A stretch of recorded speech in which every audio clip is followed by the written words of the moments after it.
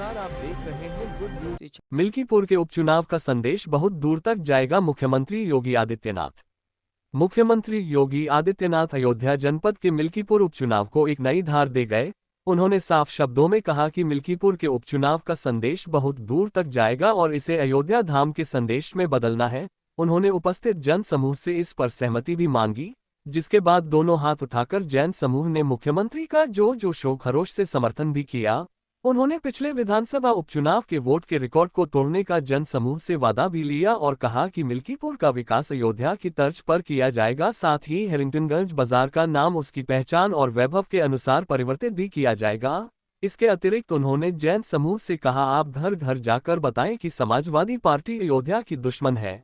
यही नहीं, पिछड़ी और अनुसूचित जाति जनजाति के महापुरुषों से संबंधित स्थलों के विकास की बात होती है तो उसका भी विरोध समाजवादी पार्टी करती है। मुख्यमंत्री ने भदरसा कांड को ताज़ा करते हुए कहा कि इस घटना ने देख सपाए बिटिया घबराए के शब्दों को चरितार्थ कर दिया है।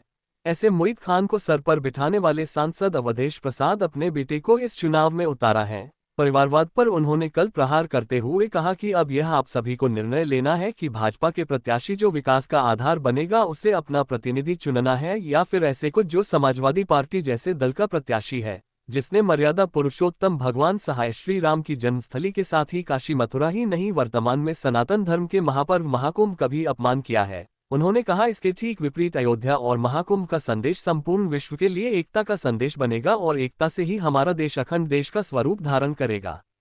मंच पर उत्तर प्रदेश सरकार के मिल्कीपुर उपचुनाव के लिए बनाए गए 7 प्रभारी मंत्री और टिकट को लेकर नाराज 12 नेता भी मंच पर मौजूद रहे।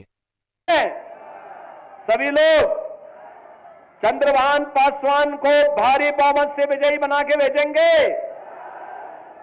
अभी हाल ही में 9 विधानसभाओं में उपचुनाव हुए थे, 9 में से 7 भाजपा जीती है।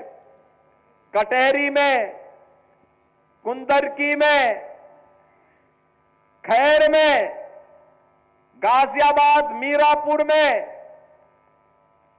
फूलपुर में, मझुआ में, ये सब भाजपा जीती है। क्या इनके रिकॉर्ड को तोड़ेंगे? तोड़ पाएंगे? तोड़ पाएंगे? सहमत हैं? मैं मान लो घर घर जाएंगे ना, बोलेंगे इस बात को कि समाजवादी पार्टी अयोध्या की दुश्मन है, अयोध्या की विरोधी है। ये समाजवादी पार्टी महाकुंभ का विरोध कर रही है। ये समाजवादी पार्टी महर्षि वाल्मीकि के नाम पर इंटरनेशनल एयरपोर्ट का विरोध करती है। ये समाजवादी पार्टी संत रविदास जी के नाम पर जब क्षीर गोवर्धन का विकास होता है तो इसका विरोध करती है। ये समाजवादी पार्टी महाराज सोहेल देव के भव्य स्मारक का विरोध करती है। ये समाजवादी पार्टी वीरांगना उदा देवी के नाम पर, वीरांगना झलकारी बाई के नाम पर और वीरांगना उदा बाई लोधी के नाम पर 3 पीएसी बटालियन का विरोध करती है। क्योंकि उत्तर प्रदेश की पीएसी तो दंगाइयों की काल है काल, और पीएसी की 54 कंपनियों को इन्होंने समाप्त कर दिया था समाजवादी पार्टी ने।